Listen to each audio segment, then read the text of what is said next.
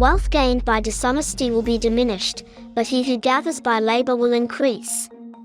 Treasures of wickedness profit nothing, but righteousness delivers from death. Riches do not profit in the day of wrath, but righteousness delivers from death.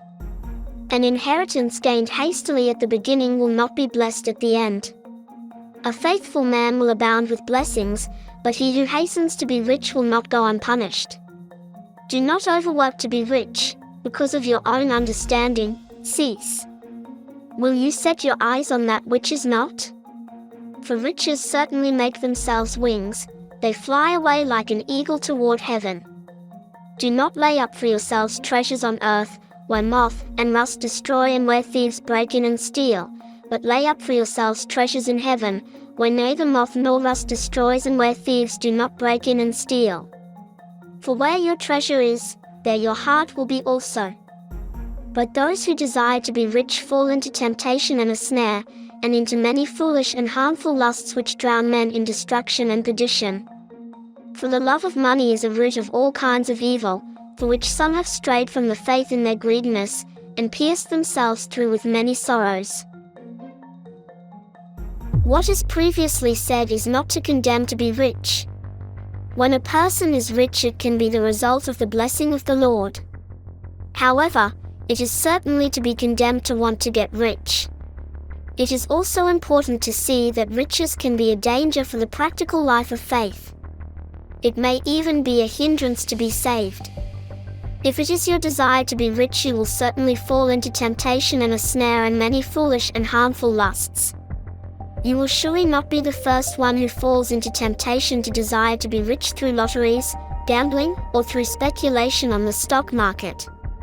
Desiring to be rich means that you let yourself to be dragged by many foolish and harmful desires. Then you also don't have to pray, "Lead us not into temptation," because you are decisively seeking to be rich. After the temptation and the snare, ruin and destruction are waiting for you at the end. You will drown in it. To plunge here also means to lead men to sink. The word plunge refers to a ship that is overloaded, which causes it to sink. See Luke 5, the only time where the word sink appears and where the literal sense is used in the New Testament. Here it is about a soul that is overwhelmed by the desire for wealth and is now plunging further and further in the sea of his lusts. Dealing unwisely with money by desiring to gain more and more has already plunged many in destruction. For the love of money is a root of all sorts of evil. You must become fully aware of what is meant in this verse. The love of money is a form of greediness which is idolatry in its essence. It is not the root, but it is a root. And it is definitely a root from which all possible forms of evil can sprout. There are more roots from which evil sprouts, but there is no evil that cannot sprout from this root, called love of money. The warning is serious and fundamental. If you strive for being rich, the risk is great that you deviate from the faith. Your confession that you are a Christian cannot go together with the love of money. Your love of money, in whatever form of luxury it is called, will close your eyes for everything that Christ has to offer you. All the truths of faith will mean nothing for you anymore.